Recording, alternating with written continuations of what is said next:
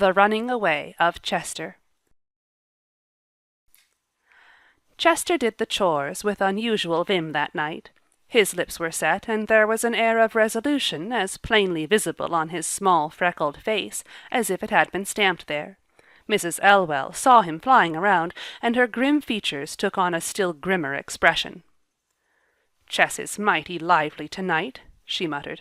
"I s'pose he's in agog to be off on some foolishness with Henry Wilson. Well, he won't, and he needn't think it." Lige Barton, the hired man, also thought this was Chester's purpose, but he took a more lenient view of it than did Mrs. Elwell. "The little chap is going through things with a rush this evening," he reflected. "Guess he's laying out for a bit of fun with the Wilson boy." But Chester was not planning anything connected with Henry Wilson, who lived on the other side of the pond and was the only chum he possessed.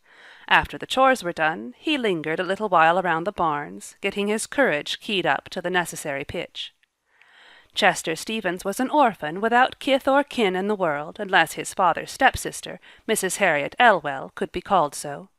His parents had died in his babyhood, and Mrs. Elwell had taken him to bring up. She was a harsh woman with a violent temper, and she had scolded and worried the boy all his short life.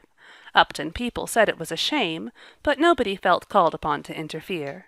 Mrs. Elwell was not a person one would care to make an enemy of. She eyed Chester sourly when he went in, expecting some request to be allowed to go with Henry, and prepared to refuse it sharply. "Aunt Harriet," said Chester suddenly, "can I go to school this year? It begins tomorrow." "No," said Mrs. Elwell, when she had recovered from her surprise at this unexpected question. "You've had schoolin' in plenty, more'n I ever had, and all you're goin' to get."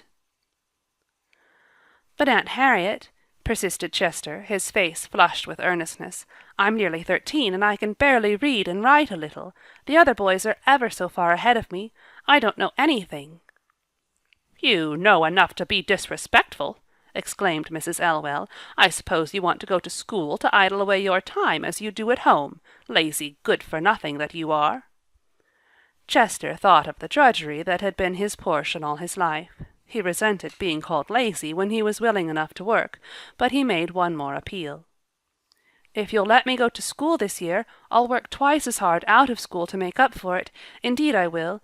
Do let me go, Aunt Harriet. I haven't been to school a day in over a year." "Let's hear no more of this nonsense," said Mrs. Elwell, taking a bottle from the shelf above her with the air of one who closes a discussion. "Here, run down to the bridge and get me this bottle full of vinegar at Jacob's store. Be smart, too, d'ye hear? I ain't going to have you idle around the bridge, neither. If you ain't back in 20 minutes, it won't be well for you." Chester did his errand at the bridge with a heart full of bitter disappointment and anger. "I won't stand it any longer," he muttered. "I'll run away. I don't care where, so long as it's away from her. I wish I could get out west on the harvest excursions." On his return home, as he crossed the yard in the dusk, he stumbled over a stick of wood and fell. The bottle of vinegar slipped from his hand and was broken on the doorstep. Mrs. Elwell saw the accident from the window. She rushed out and jerked the unlucky lad to his feet. "Take that, you sulky little cub!" she exclaimed, cuffing his ears soundly. "I'll teach you to break and spill things you're sent for. You did it on purpose. Get off to bed with you this instant." Chester crept off to his garret chamber with a very sullen face. He was too used to being sent to bed without any supper to care much for that, although he was hungry, but his whole being was in a tumult of rebellion over the injustice that was meted out to him. "I won't stand it," he muttered over and over again. "I'll run away. I won't stay here." To talk of running away was one thing. To do it without a cent in your pocket or a place to run to was another. But Chester had a great deal of determination in his make-up when it was fairly roused, and his hard upbringing had made him older and shrewder than his years. He lay awake late that night, thinking out ways and means, but could arrive at no satisfactory conclusion. The next day Mrs. Elwell said, "Chess, Abner Stearns wants you to go up there for a fortnight while Tom Bixby is away and drive the milk wagon of mornings and do the chores for Mrs. Stearns. You might as well put in the time for harvest that way as any other. So hustle off, and mind you behave yourself." Chester heard the news gladly. He had not yet devised any feasible plan for running away, and he always liked to work at the Stearns place. To be sure, Mrs. Elwell received all the money he earned, but Mrs. Stearns was kind to him, and though he had to work hard and constantly, he was well fed and well treated by all. The following fortnight was a comparatively happy one for the lad, but he did not forget his purpose of shaking the dust of Upton from his feet as soon as possible, and he cudgelled his brains trying to find a way. On the evening when he left the Stearns homestead, Mr. Stearns paid him for his fortnight's work, much to the boy's surprise, for Mrs. Elwell had always insisted that all such money should be paid directly to her. Chester found himself the possessor of $4, an amount of riches that almost took away his breath. He had never in his whole life owned more than 10 cents at a time.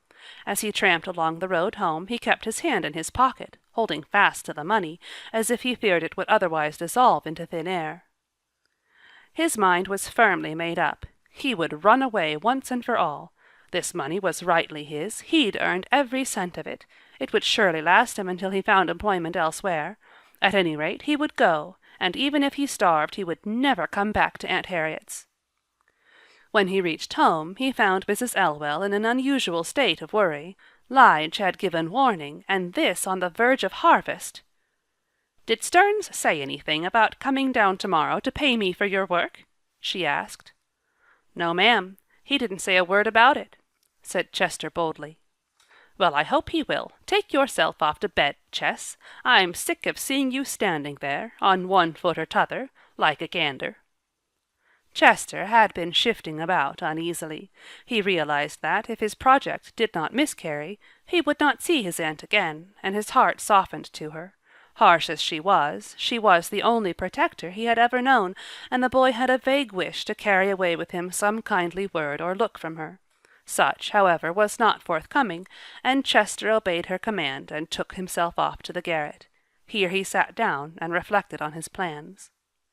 He must go that very night. When Mr. Stearns failed to appear on the morrow, Mrs. Elwell was quite likely to march up and demand the amount of Chester's wages.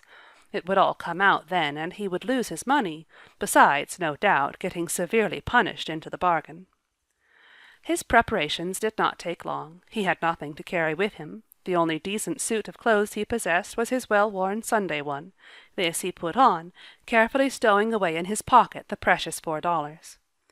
He had to wait until he thought his aunt was asleep, and it was about 11 when he crept downstairs, his heart quaking within him, and got out by the porch window. When he found himself alone in the clear moonlight of the August night, a sense of elation filled his cramped little heart. He was free, and he would never come back here, never.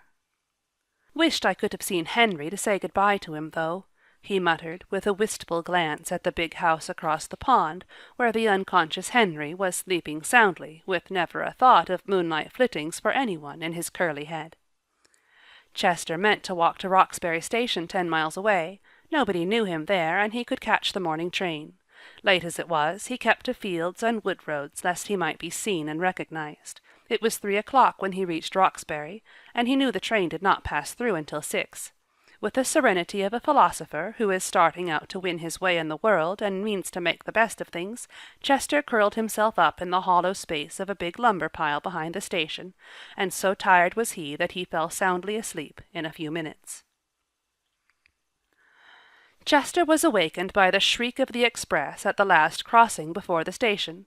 In a panic of haste he scrambled out of his lumber and dashed to the station-house, where a sleepy, ill-natured agent stood behind the ticket window. He looked sharply enough at the freckled, square-jawed boy who asked for a second-class ticket to Belltown. Chester's heart quaked within him at the momentary thought that the ticket agent recognized him. He had an agonized vision of being collared without ceremony and haled straightway back to Aunt Harriet. When the ticket and his change were pushed out to him, he snatched them and fairly ran. "Bolted as if the police were after him," reflected the agent, who did not sell many tickets, and so had time to take a personal interest in the purchasers thereof. "I've seen that youngster before, though I can't recollect where. He's got a most fearful determined look." Chester drew an audible sigh of relief when the train left the station. He was fairly off now, and felt that he could defy even curious railway officials. It was not his first train ride, for Mrs. Elwell had once taken him to Belltown to get an aching tooth extracted, but it was certainly his first under such exhilarating circumstances, and he meant to enjoy it.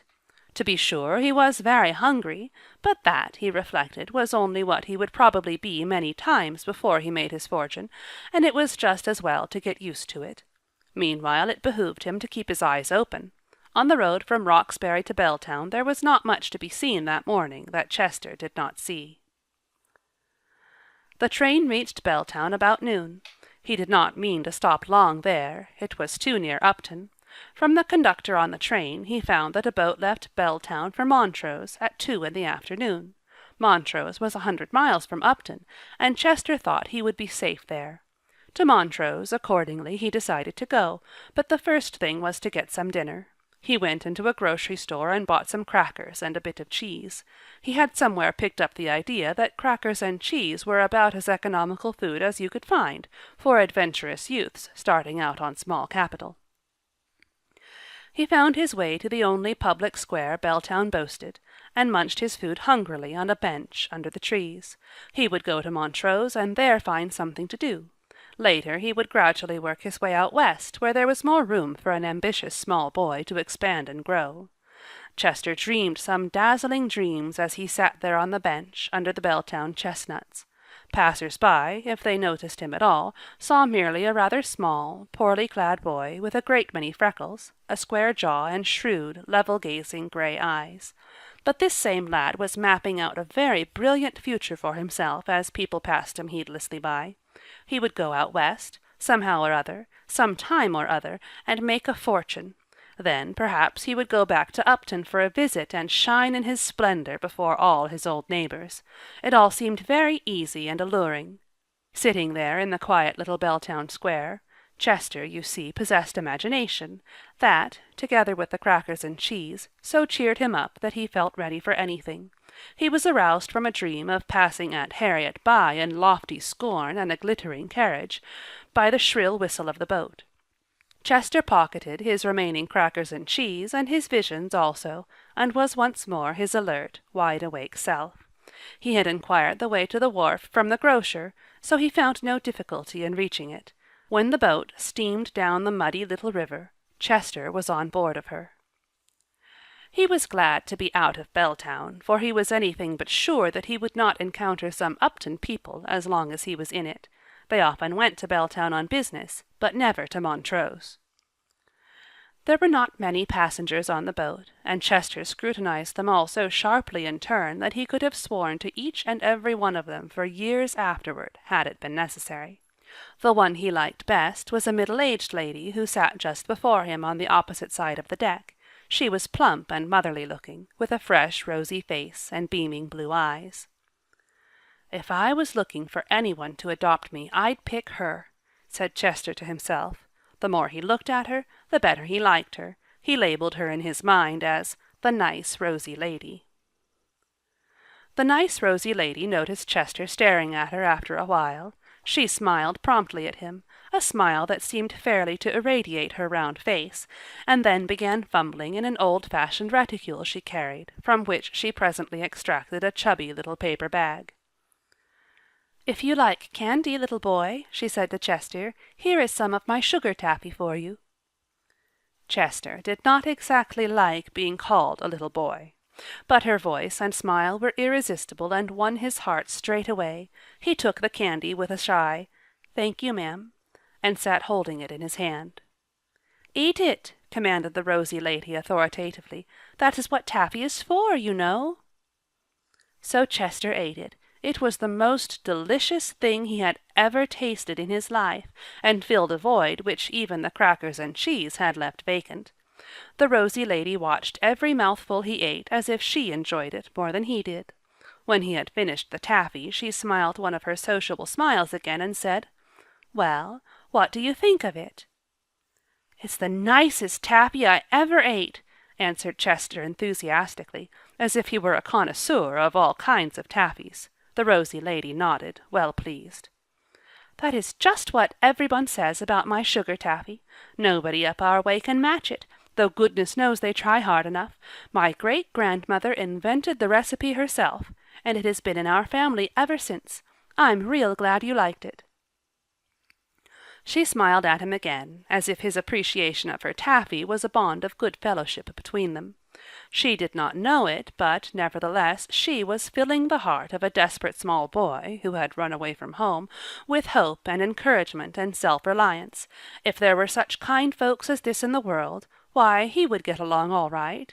The rosy lady's smiles and taffy, the smiles much more than the taffy, went far to thaw out of him a certain hardness and resentfulness against people in general that Aunt Harriet's harsh treatment had instilled into him. Chester instantly made a resolve that when he grew stout and rosy and prosperous he would dispense smiles and taffy and good cheer generally to all forlorn small boys on boats and trains. It was almost dark when they reached Montrose. Chester lost sight of the rosy lady when they left the boat, and it gave him a lonesome feeling, but he could not indulge in that for long at a time. Here he was at his destination, at dark, in a strange city, 100 miles from home. "The first thing is to find somewhere to sleep," he said to himself, resolutely declining to feel frightened, although the temptation was very strong. Montrose was not really a very big place. It was only a bustling little town of some 20,000 inhabitants, but to Chester's eyes it was a vast metropolis. He had never been in any place bigger than Belltown, and in Belltown you could see one end of it at least, no matter where you were. Montrose seemed endless to Chester as he stood at the head of Water Street and gazed in bewilderment along one of its main business avenues, a big, glittering, whirling place where one small boy could so easily be swallowed up that he would never be heard from again. Chester, after paying his fare to Montrose and buying his cheese and crackers, had just 60 cents left. This must last him until he found work, so that the luxury of lodgings was out of the question, even if he had known where to look for them. To be sure, there were benches in a public square right in front of him, but Chester was afraid that if he curled up on one of them for the night, a policeman might question him, and he did not believe he could give a very satisfactory account of himself. In his perplexity, he thought of his cozy lumber pile at Roxbury Station, and remembered that when he had left the boat he had noticed a large vacant lot near the wharf, which was filled with piles of lumber. Back to this he went, and soon succeeded in finding a place to stow himself. His last waking thought was that he must be up and doing bright and early the next morning, and that it must surely be longer than 24 hours since he had crept downstairs and out of Aunt Harriet's porch window at Upton. Montrose seemed less alarming by daylight, which was not so bewildering as the blinking electric lights. Chester was up betimes, ate the last of his cheese and crackers, and started out at once to look for work. He determined to be thorough, and he went straight into every place of business he came to, from a blacksmith's forge to a department store, and boldly asked the first person he met if they wanted a boy there. There was, however, one class of places Chester shunned determinedly. He never went into a liquor saloon. The last winter he had been allowed to go to school at Upton.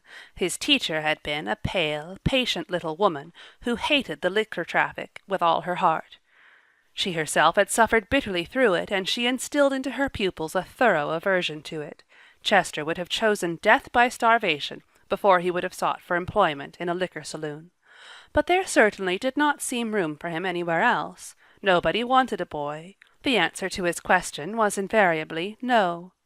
As the day wore on, Chester's hopes and courage went down to zero, but he still tramped doggedly about. He would be thorough, at least. Surely somewhere in this big place, where everyone seemed so busy, there must be something for him to do. Once there seemed a chance of success. He had gone into a big provision store and asked the clerk behind the counter if they wanted a boy. "Well, we do," said the clerk, looking him over critically, "but I hardly think you'll fit the bill. However, come in and see the boss." He took Chester into a dark, grimy little inner office where a fat, stubby man was sitting before a desk with his feet upon it. "Hey, what?" he said when the clerk explained. "Looking for the place? Why, sonny, you're not half big enough." "Oh, I'm a great deal bigger than I look," cried Chester breathlessly. "That is, sir, I mean I'm ever so much stronger than I look. I'll work hard, sir, ever so hard, and I'll grow." The fat stubby man roared with laughter. What was grim earnest to poor Chester was a joke to him. "No doubt you will, my boy," he said genially, "but I'm afraid you'll hardly grow fast enough to suit us. Boys aren't like pigweed, you know. No, no, our boy must be a big strapping fellow of 18 or 19. He'll have a deal of heavy lifting to do." Chester went out of the store with a queer choking in his throat. For one horrible moment he thought he was going to cry. He, Chester Stevens, who had run away from home to do splendid things. A nice ending that would be to his fine dreams. He thrust his hands into his pockets and strode along the street, biting his lips fiercely. He would not cry. No, he would not, and he would find work. Chester did not cry, but neither, alas, did he find work. He parted with 10 cents of his precious hoard for more crackers, and he spent the night again in the lumber yard. "Perhaps I'll have better luck tomorrow," he thought hopefully. But it really seemed as if there were to be no luck for Chester except bad luck. Day after day passed, and though he tramped resolutely from street to street, and visited every place that seemed to offer any chance, he could get no employment. In spite of his pluck, his heart began to fail him. At the end of a week Chester woke up among his lumber to a realization that he was at the end of his resources. He had just 5 cents left out of the $4 that were to have been the key to his fortune. He sat gloomily on the wall of his sleeping apartment, and munched the one solitary cracker he had left. It must carry him through the day unless he got work. The 5 cents must be kept for some dire emergency. He started uptown rather aimlessly. In his week's wanderings he had come to know the city very well, and no longer felt confused with its size and bustle. He envied every busy boy he saw. Back in Upton he had sometimes resented the fact that he was kept working continually and was seldom allowed an hour off. Now he was burdened with spare time. It certainly did not seem as if things were fairly divided, he thought. And then he thought no more just then, for one of the queer spells in his head came on. He had experienced them at intervals during the last 3 days. Something seemed to break loose in his head and spin wildly round and round, while houses and people and trees danced and wobbled all about him. Chester vaguely wondered if this could be what Aunt Harriet had been wont to call a judgment. But then he had done nothing very bad, nothing that would warrant a judgment, he thought. It was surely no harm to run away from a place where you were treated so bad, and where they did not seem to want you. Chester felt bitter whenever he thought of Aunt Harriet. Presently he found himself in the market square of Montrose. It was market day, and the place was thronged with people from the surrounding country settlements. Chester had hoped that he might pick up a few cents, holding a horse or cow for somebody, or carrying a market basket, but no such chance offered itself. He climbed up on some bales of pressed hay in one corner, and sat there moodily. There was a dejection in the very dangle of his legs over the bales. Chester, you see, was discovering what many a boy before him has discovered, that it is a good deal easier to sit down and make a fortune in dreams than it is to go out into the world and make it. 2 men were talking to each other near him. At first Chester gave no heed to their conversation, but presently a sentence made him prick up his ears. "Yes, there's a pretty fair crop out at Hopedale," one man was saying, "but whether it's going to be got in good shape is another matter. It's terrible hard to get any help. Every spare man Jack far and wide has gone west on them everlasting harvest excursions. Salome Whitney at the Mount Hope farm is in a predicament. She's got a hired man, but he can't harvest grain all by himself. She spent the whole of yesterday driving around, trying to get a couple of men or boys to help him, but I don't know if she got anyone or not." The men moved out of earshot at this juncture, but Chester got down from the bales with a determined look. If workers were wanted in Hopedale, that was the place for him. He had done a man's work at harvest time in Upton the year before. Lige Barton had said so himself. Hope and courage returned with a rush. He accosted the first man he met and asked if he could tell him the way to Hopedale. "Reckon I can, sonny. I live in the next district. Want to go there? If you wait till evening I can give you a lift part of the way. It's 5 miles out." "Thank you, sir," said Chester firmly, "but I must go at once if you'll kindly direct me. It's important." "Well, it's a straight road. That's Albemarle Street down there. Follow it till it takes you out to the country, and then keep straight on till you come to a church painted yellow and white. Turn to your right, and over the hill is Hopedale, but you'd better wait for me. You don't look fit to walk 5 miles. But Chester was off. Walk 5 miles? Pooh! He could walk 20 with Hope to lure him on. Albemarle Street finally frayed off into a real country road. Chester was glad to find himself out in the country once more, with the great golden fields basking on either side, and the wooded hills beyond, purple with haze. He had grown to hate the town, with its cold, unheeding faces. It was good to breathe clear air again, and feel the soft, springy soil of the ferny roadside under his tired little feet. Long before the 5 miles were covered, Chester began to wonder if he would hold out to the end of them. He had to stop and rest frequently, when those queer dizzy spells came on. His feet seemed like lead, but he kept doggedly on. He would not give in now. The white and yellow church was the most welcome sight that had ever met his eyes. Over the hill he met a man and inquired the way to Mount Hope Farm. Fortunately, it was nearby. At the gate Chester had to stop again to recover from his dizziness. He liked the look of the place, with its great, comfortable barns and quaint, roomy old farmhouse, all set down in a trim quadrangle of beeches and orchards. There was an appearance of peace and prosperity about it. "If only Miss Salome Whitney will hire me," thought Chester wistfully, as he crept up the slope. "I'm afraid she'll say I'm too small. Wished I could stretch 3 inches all at once. Wished I wasn't so dizzy. Wished—" What Chester's third wish was will never be known, for just as he reached the kitchen door the worst dizzy spell of all came on. Trees, barns, well sweep, all whirled around him with the speed of wind. He reeled and fell, a limp, helpless little body, on Miss Salome Whitney's broad, spotless, sandstone doorstep. In the Mount Hope kitchen, Miss Salome was at that moment deep in discussion with her help over the weighty question of how the damsons were to be preserved. Miss Salome wanted them boiled. Clementine Bosworth, the help, insisted that they ought to be baked. Clementine was always very positive. She had bossed Miss Salome for years, and both knew that in the end the damsons would be baked, but the argument had to be carried out for dignity's sake. "They're so sour when they're baked," protested Miss Salome. "Well, you don't want damsons sweet, do you?" retorted Clementine scornfully. "That's the beauty of damsons, their tartness. And they keep ever so much better baked, Salome, you know they do. My grandmother always baked hers, and they would keep for 3 years. Miss Salome knew that when Clementine dragged her grandmother into the question, it was time to surrender. Beyond that, dignity degenerated into stubbornness.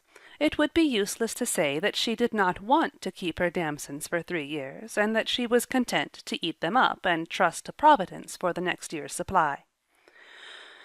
"Well, well, bake them then," she said placidly. "I don't suppose it makes much difference one way or another. Only, I insist. What was that noise, Clementine? It sounded like something falling against the porch door." "It's that worthless dog of Martin's, I suppose," said Clementine, grasping a broom-handle with a grimness that boded ill for the dog. "Mussing up my clean doorstep with his dirty paws again. I'll fix him." Clementine swept out through the porch and jerked open the door. There was a moment's silence. Then Miss Salome heard her say, "For the land's sake, Salome Whitney, come here." What Miss Salome saw when she hurried out was a white-faced boy stretched on the doorstep at Clementine's feet. "Is he dead?" she gasped. "Dead? No," sniffed Clementine. "He's fainted, that's what he is. Where on earth did he come from? He ain't a Hopedale boy." "He must be carried right in," exclaimed Miss Salome in distress. "Why, he may die there. He must be very ill." "Looks more to me as if he had fainted from sheer starvation," returned Clementine brusquely as she picked him up in her lean, muscular arms. "Why, he's skin and bone. He ain't hardly heavier than a baby. Well, this is a mysterious piece of work. Where'll I put him?" "Lay him on the sofa," said Miss Salome as soon as she had recovered from the horror into which Clementine's starvation dictum had thrown her. "A child starving to death on her doorstep! What do you do for people in a faint, Clementine?" "Wet their face, and hiced up their feet, and loosen their collar," said Clementine in a succession of jerks, doing each thing as she mentioned it. "And hold ammonia to their nose. Run for the ammonia, Salome. Look, will you? Skin and bone." But Miss Salome had gone for the ammonia. There was a look on the boy's thin, pallid face that tugged painfully at her heartstrings. When Chester came back to consciousness, with the pungency of the ammonia reeking through his head, he found himself lying on very soft pillows in a very big, white, sunny kitchen, where everything was scoured to a brightness that dazzled you. Bending over him was a tall, gaunt woman with a thin, determined face and snapping black eyes, and standing beside her with a steaming bowl in her hand was the nice, rosy lady who had given him the taffy on the boat. When he opened his eyes, Miss Salome knew him. "Why, it's the little boy I saw on the boat!" she exclaimed. "Well, you've come to," said Clementine, eyeing Chester severely, "and now perhaps you'll explain what you mean by fainting away on doorsteps and scaring people out of their senses."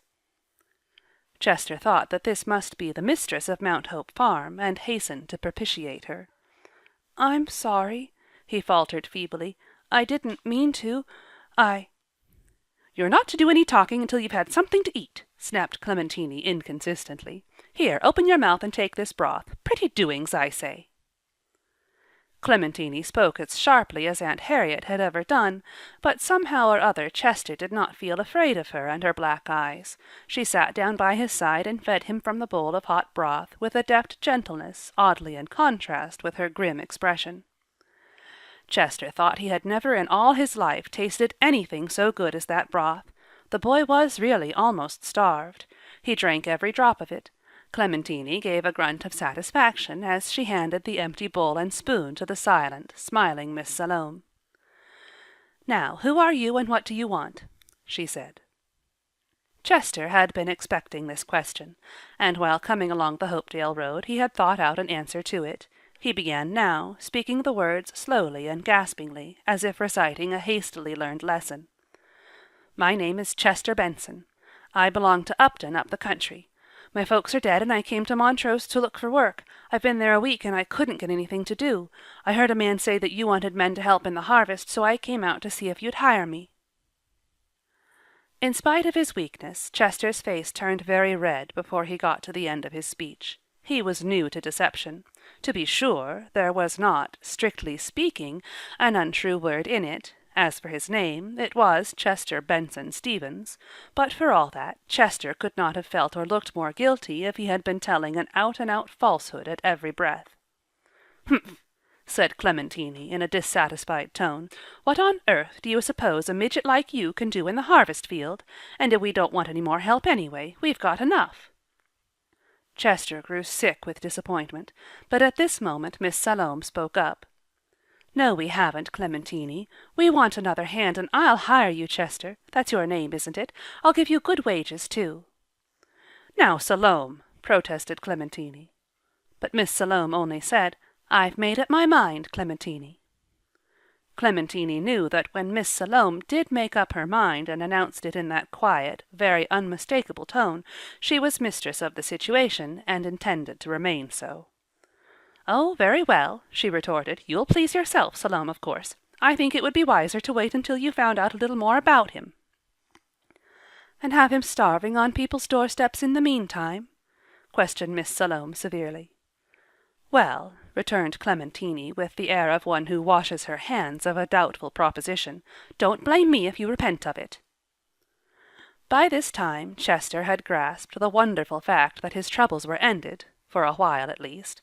He raised himself up on one arm and looked gratefully at Miss Salome. "Thank you," he said. "I'll work hard. I'm used to doing a lot." "There, there," said Miss Salome, patting his shoulder gently. "Lie down and rest. Dinner will be ready soon, and I guess you'll be ready for it."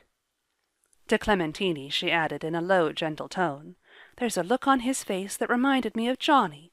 It came out so strong when he sat up just now that it made me feel like crying. Don't you notice it, Clementine?" "Can't say that I do," replied that energetic person, who was flying about the kitchen with a speed that made Chester's head dizzy, trying to follow her with his eyes. "All I can see is freckles and bones, but if you're satisfied, I am. For law's sake, don't fluster me, Salome. There's 101 things to be done out of hand. This frolic has clean dundered the whole forenoon's work." After dinner, Chester decided that it was time to make himself useful. "Can I go right to work now?" he asked. "We don't begin harvest till tomorrow," said Miss Salome. "You'd better rest this afternoon." "Oh, I'm all right now," insisted Chester. "I feel fine. Please give me something to do." "You can go out and cut me some wood for my afternoon's baking," said Clementine, "and see you cut it short enough. Any other boy that's tried always gets it about 2 inches too long." When he had gone out, she said scornfully to Miss Salome, "Well, what do you expect that size to accomplish in a harvest field, Salome Whitney?" "Not very much, perhaps," said Miss Salome mildly. "But what could I do? You wouldn't have me turn the child adrift on the world again, would you, Clementine?" Clementine did not choose to answer this appeal. She rattled her dishes noisily in the dishpan. "Well, where are you going to put him to sleep?" she demanded. "The hands you've got will fill the kitchen chamber. There's only the spare room left. You'd hardly put him there, I suppose. Your philanthropy will hardly lead you as far as that." When Clementine employed big words and sarcasm at the same time, the effect was tremendous, but Miss Salome didn't wilt. "What makes you so prejudiced against him?" she asked curiously. "I'm not prejudiced against him, but that story about himself didn't ring true. I worked in Upton years ago, and there weren't any Bensons there then. There's more behind that he hasn't told. I'd find out what it was before I took him into my house, that's all. But I'm not prejudiced." "Well, well," said Miss Salome soothingly, "we must do the best we can for him. It's a sort of duty. And as for a room for him, why, I'll put him in Johnny's." Clementine opened her mouth and shut it again. She understood that it would be a waste of breath to say anything more. If Miss Salome had made up her mind to put this freckled, determined-looking waif, dropped on her doorstep from heaven knew where, into Johnny's room, that was an end of the matter. "But I'll not be surprised at anything after this," she muttered as she carried her dishes into the pantry. "First a skinny little urchin goes and faints on her doorstep. Then she hires him and puts him in Johnny's room. Johnny's room! Salome Whitney, what do you mean?" Perhaps Miss Salome hardly knew what she meant, but somehow her heart went out warmly to this boy. In spite of Clementine's sniffs, she held to the opinion that he looked like Johnny. Johnny was a little nephew of hers. She had taken him to bring up when his parents died, and she had loved him very dearly. He had died 4 years ago, and since that time the little front room over the front porch had never been occupied. It was just as Johnny had left it. Beyond keeping it scrupulously clean, Miss Salome never allowed it to be disturbed. And now a somewhat ragged lad from nowhere was to be put into it. No wonder Clementine shook her head when Miss Salome went up to air it. Even Clementine had to admit that Chester was willing to work. He split wood until she called him to stop. Then he carried in the wood-box full and piled it so neatly that even the grim handmaiden was pleased. After that she sent him to the garden to pick the early beans. In the evening he milked 3 cows and did all the chores, falling into the ways of the place with a deft adaptability that went far to soften Clementine's heart. "He's been taught to work somewheres," she admitted grudgingly, "and he's real polite and respectful, but he looks too cute by half, and his name isn't Benson any more than mine. When I called him Chester Benson out there in the cow-yard, he stared at me for half a minute as if I'd called him Nebuchadnezzar." When bedtime came, Miss Salome took Chester up to a room whose whiteness and daintiness quite took away the breath of a lad who had been used to sleeping in garrets or hired men's kitchen chambers all his life. Later on Miss Salome came in to see if he was comfortable, and stood with her candle in her hand, looking down very kindly at the thin, shrewd little face on the pillow. "I hope you'll sleep real well here, Chester," she said. "I had a little boy once who used to sleep here. You look like him. Good night." She bent over him and kissed his forehead. Chester had never been kissed by anyone before, as far as he could remember. Something came up in his throat that felt about as big as a pumpkin. At the same moment he wished he could have told Miss Salome the whole truth about himself. I might tell her in the morning, he thought, as he watched her figure passing out of the little porch chamber. But on second thought he decided that this would never do. He felt sure she would disapprove of his running away, and would probably insist upon his going straight back to Upton, or at least informing Aunt Harriet of his whereabouts. No, he could not tell her. Clementine was an early riser, but when she came into the kitchen the next morning the fire was already made, and Chester was out in the yard with 3 of the 5 cows milked. "Humph," said Clementine amiably. New brooms sweep clean. But she gave him cream with his porridge that morning. Generally, all Miss Salome's hired hands got from Clementine was skim milk. Miss Salome's regular hired man lived in a little house down the hollow. He soon turned up, and the other 2 men she had hired for the harvest also arrived. Martin, the man, looked Chester over quizzically. "What do you think you can do, sonny?" "Anything," said Chester sturdily. "I'm used to work." "He's right," whispered Clementine aside. "He's smart as a steel trap, but just you keep an eye on him all the same, Martin." Chester soon proved his mettle in the harvest field. In the brisk 3 weeks that followed, even Clementine had to admit that he earned every cent of his wages. His active feet were untiring, and his wiry arms could pitch and stalk with the best. When the day's work was ended, he brought in wood and water for Clementine, helped milk the cows, gathered the eggs, and made on his own responsibility a round of barns and outhouses to make sure that everything was snug and tight for the night. "Freckles and Bones has been well trained somewhere," said Clementine again.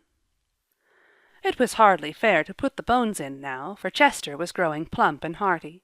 He had never been so happy in his life. Upton drudgery and that dreadful week in Montrose seemed like a bad dream. Here, in the golden meadows of Mount Hope Farm, he worked with a right good will. The men liked him, and he soon became a favorite with them. Even Clementine relented somewhat. To be sure, she continued very grim, and still threw her words at him as if they were so many missiles warranted to strike home. But Chester soon learned that Clementine's bark was worse than her bite. She was really very good to him and fed him lavishly, but she declared that this was only to put some flesh on him. "It offends me to see bones sticking through anybody's skin like that. We aren't used to such objects at Mount Hope Farm, thank goodness. Yes, you may smile, Salome. I like him well enough, and I'll admit that he knows how to make himself useful, but I don't trust him any more than ever I did. He's mighty close about his past life. You can't get any more out of him than juice out of a post. I've tried, and I know." But it was Miss Salome who had won Chester's whole heart. He had never loved anybody in his hard little life before. He loved her with an almost dog-like devotion. He forgot that he was working to earn money and make his fortune. He worked to please Miss Salome. She was good and kind and gentle to him, and his starved heart thawed and expanded in the sunshine of her atmosphere. She went to the little porch-room every night to kiss him good night. Chester would have been bitterly disappointed if she had failed to go. She was greatly shocked to find out that he had never said his prayers before going to bed. She insisted on teaching him the simple little one she had used herself when a child. When Chester found that it would please her, he said it every night. There was nothing he would not have done for Miss Salome. She talked a good deal to him about Johnny, and she gave him the jackknife that Johnny had owned. "It belonged to a good, manly little boy once," she said, "and now I hope it belongs to another such." "I ain't very good," said Chester repentantly, "but I'll try to be, Miss Salome. Honest I will." One day he heard Miss Salome speaking of someone who had run away from home. A wicked, ungrateful boy, she called him. Chester blushed until his freckles were drowned out in a sea of red, and Clementine saw it, of course. When did anything ever escape those merciless black eyes of Clementine's? "Do you think it's always wrong for a fellow to run away, Miss Salome?" he faltered. "It can't ever be right," said Miss Salome decidedly. "But if he wasn't treated well, and was jawed at, and not let to go to school?" pleaded Chester. Clementine gave Miss Salome a look as of one who would say, "You're bat blind if you can't read between the lines of that," but Miss Salome was placidly unconscious. She was not really thinking of the subject at all, and did not guess that Chester meant anything more than generalities. "Not even then," she said firmly. "Nothing can justify a boy for running away, especially as Jarvis Coleman did, never even left a word behind him to say where he'd gone. His aunt thought he'd fallen into the river." "Don't suppose she would have grieved much if he had," said Clementine sarcastically, all the while watching Chester's, until he felt as if she were boring into his very soul and reading all his past life. When the harvest season drew to a close, dismay crept into the soul of our hero. Where would he go now? He hated to think of leaving Mount Hope Farm and Miss Salome. He would have been content to stay there and work as hard as he had ever worked at Upton, merely for the roof over his head and the food he ate.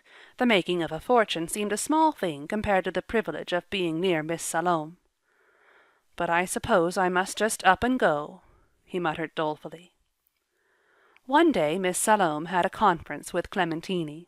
At the end of it the latter said, "Do as you please," in the tone she might have used to a spoiled child. "But if you'd take my advice, which you won't and never do, you'd write to somebody in Upton and make inquiries about him first. What he says is all well, and he sticks to it marvellous, and there's no tripping him up. But there's something behind, Salome Whitney. Mark my words, there's something behind."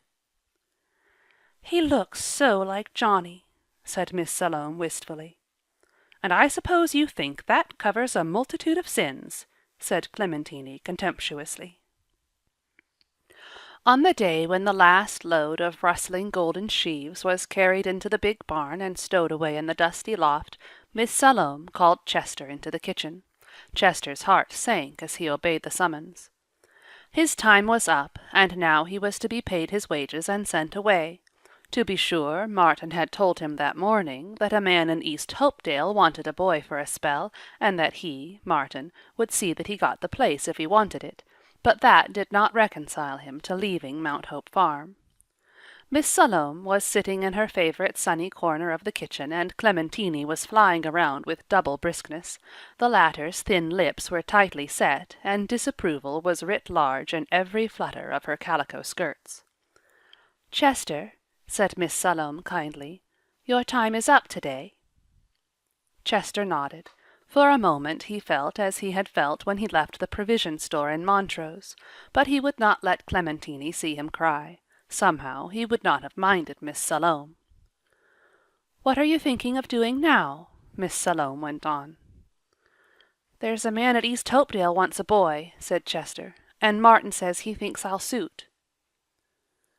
"That is Jonas Smallman," said Miss Salome thoughtfully. "He has the name of being a hard master. It isn't right of me to say so, perhaps. I don't really know much about him, but wouldn't you rather stay here with me for the winter, Chester?" "Ma'am? Miss Salome?" stammered Chester. He heard Clementine give a snort behind him and mutter, "Clean infatuated, without in the least knowing what she meant. "We really need a chore boy all the year round," said Miss Salome. "Martin has all he can do with the heavy work, and there are the apples to be picked. If you care to stay, you shall have your bread and clothes for doing the odd jobs, and you can go to school all winter. In the spring we will see what needs to be done then."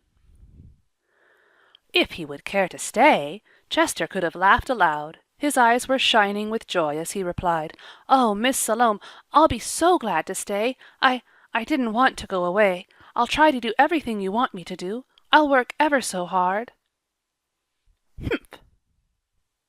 This, of course, was from Clementine, as she set a pan of apples on the stove with an emphatic thud. "Nobody ever doubted your willingness to work. Pity everything else about you isn't as satisfactory." "Clementine!" said Miss Salome rebukingly. She put her arms about Chester and drew him to her. "Then it is all settled, Chester. You are my boy now, and of course I shall expect you to be a good boy." If ever a boy was determined to be good, that boy was Chester. That day was the beginning of a new life for him. He began to go to the Hopedale school the next week. Miss Salome gave him all Johnny's old school books and took an eager interest in his studies. Chester ought to have been very happy, and at first he was, but as the bright, mellow days of autumn passed by, a shadow came over his happiness. He could not help thinking that he had really deceived Miss Salome, and was deceiving her still, Miss Salome who had such confidence in him. He was not what he pretended to be, and as for his running away, he felt sure that Miss Salome would view that with horror. As the time passed by, and he learned more and more what a high standard of honor and truth she had, he felt more and more ashamed of himself.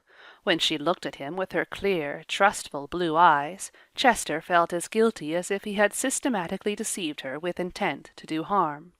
He began to wish that he had the courage to tell her the whole truth about himself. Moreover, he began to think that perhaps he had not done right, after all, in running away from Aunt Harriet. In Miss Salome's code nothing could be right that was underhanded, and Chester was very swiftly coming to look at things through Miss Salome's eyes. He felt sure that Johnny would never have acted as he had, and if Chester now had one dear ambition on earth, it was to be as good and manly a fellow as Johnny must have been. But he could never be that, as long as he kept the truth about himself from Miss Salome. "That boy has got something on his mind," said the terrible Clementine, who, Chester felt convinced, could see through a stone wall. "Nonsense! What could he have on his mind?" said Miss Salome, but she said it a little anxiously. She, too, had noticed Chester's absent ways and abstracted face. "Goodness me, I don't know. I don't suppose he's robbed a bank or murdered anybody, but he is worrying over something as plain as plain." "He is getting on very well at school," said Miss Salome. "His teacher says so, and he is very eager to learn. I don't know what can be troubling him." She was fated not to know for a fortnight longer. During that time Chester fought out his struggle with himself, and conquered. He must tell Miss Salome, he decided, with a long sigh. He knew that it would mean going back to Upton and Aunt Harriet and the old hard life, but he would not sail under false colors any longer. Chester went into the kitchen one afternoon when he came home from school, with his lips set and his jaw even squarer than usual. Miss Salome was making some of her famous taffy, and Clementine was spinning yarn on the big wheel. "Miss Salome," said Chester desperately, "if you're not too busy, there is something I'd like to tell you." "What is it?" asked Miss Salome good-humoredly, turning to him with her spoon poised in mid-air over her granite saucepan. "It's about myself. Oh, Miss Salome, I didn't tell you the truth about myself. I've got to tell it now. My name isn't Benson, exactly, and I ran away from home." "Dear me," said Miss Salome mildly. She dropped her spoon, handle and all, into the taffy and never noticed it. "Dear me, Chester." "I knew it," said Clementine triumphantly. "I knew it, and I always said it. Run away, did you?" "Yes'm. My name is Chester Benson Stevens, and I lived at Upton with Aunt Harriet Elwell. But she ain't any relation to me, really. She's only father's stepsister. She wasn't kind to me and wouldn't let me go to school, so I ran away." "But dear me, Chester, didn't you know that was very wrong?" said Miss Salome in bewilderment. "No'm, I didn't know it then. I've been thinking lately that maybe it was. I'm real sorry." "What did you say your real name was?" demanded Clementine. "Stevens, ma'am." "And your mother's name before she married?" "Mary Morrow," said Chester, wondering what upon earth Clementine meant. Clementine turned to Miss Salome with an air of surrendering a dearly cherished opinion. "Well, ma'am, I guess you must be right about his looking like Johnny. I must say I never could see the resemblance, but it may well be there, for he, that very fellow there, and Johnny are first cousins. Their mothers were sisters." "Clementine!" exclaimed Miss Salome. "You may well say, Clementine. Such a coincidence! It doesn't make you and him any relation, of course. The cousinship is on the mother's side. But it's there. Mary Morrow was born and brought up in Hopedale. She went to Upton when I did, and married Oliver Stevens there. Why, I knew his father as well as I know you." "This is wonderful," said Miss Salome. Then she added sorrowfully, "But it doesn't make your running away right, Chester." "Tell us all about it," demanded Clementine, sitting down on the woodbox. "Sit down, boy, sit down. Don't stand there looking as if you were on trial for your life. Tell us all about it." Thus adjured, Chester sat down and told them all about it, his moonlight flitting and his adventures in Montrose. Miss Salome exclaimed with horror over the fact of his sleeping in a pile of lumber for 7 nights, but Clementine listened in silence, never taking her eyes from the boy's pale face. When Chester finished, she nodded. "We've got it all now. There's nothing more behind, Salome. It would have been better for you to have told us as straight a story at first, young man." Chester knew that, but having no reply to make, made none. Miss Salome looked at him wistfully. "But with it all, you didn't do right to run away, Chester," she said firmly. "I dare say your aunt was severe with you, but 2 wrongs never make a right, you know." "No'm," said Chester. "You must go back to your aunt," continued Miss Salome sadly. Chester nodded. He knew this, but he could not trust himself to speak. Then did Clementine arise in her righteous indignation. "Well, I never heard of such nonsense, Salome Whitney. What on earth do you want to send him back for? I knew Harriet Elwell years ago, and if she's still what she was then, it ain't much wonder Chester ran away from her. I'd say run too. Go back indeed. You keep him right here as you should, and let Harriet Elwell look for someone else to scold." "Clementine!" expostulated Miss Salome. "Oh, I must and will speak my mind, Salome. There's no one else to take Chester's part, it seems. You have as much claim on him as Harriet Elwell has. She ain't any real relation to him any more than you are." Miss Salome looked troubled. Perhaps there was something in Clementine's argument, and she hated to think of seeing Chester go. He looked more like Johnny than ever as he stood there with his flushed face and wistful eyes. "Chester," she said gravely, "I leave it to you to decide. If you think you ought to go back to your aunt, well and good. If not, you shall stay here." This was the hardest yet. Chester wished she had not left the decision to him. It was like cutting off his own hand, but he spoke up manfully. I think I ought to go back, Miss Salome, and I want to pay back the money, too." "I think so too, Chester, although I'm as sorry can be. I'll go back to Upton with you. We'll start tomorrow. If, when we get there, your aunt is willing to let you stay with me, you can come back." "There's a big chance of that," said Clementine sourly. "A woman's likely to give up a boy like Chester, a good steady worker and as respectful and obliging as there is between this and sunset. Very likely, isn't she? Well, this taffy is all burnt to the saucepan and clean ruined, but what's the odds? All I hope, Salome Whitney, is that the next time you adopt a boy and let him twine himself round a person's heart, you'll make sure first that you are going to stick to it. I don't like having my affections torn up by the roots." Clementine seized the saucepan and disappeared with it into the pantry amid a whirl of pungent smoke. Mount Hope Farm was a strangely dismal place that night.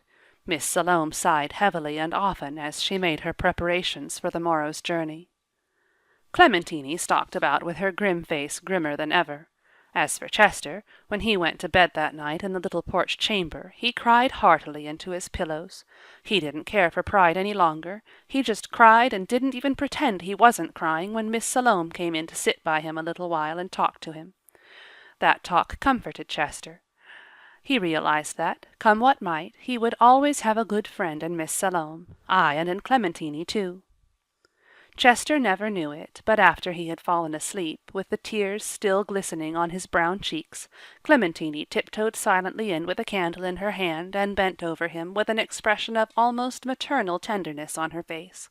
It was late, and an aroma of boiling sugar hung about her. She had sat up long after Miss Salome was abed to boil another saucepan of taffy for Chester to eat on his journey. "Poor dear child," she said, softly touching one of his crisp curls. "It's a shame in Salome to insist on his going back. She doesn't know what she's sending him to, or she wouldn't.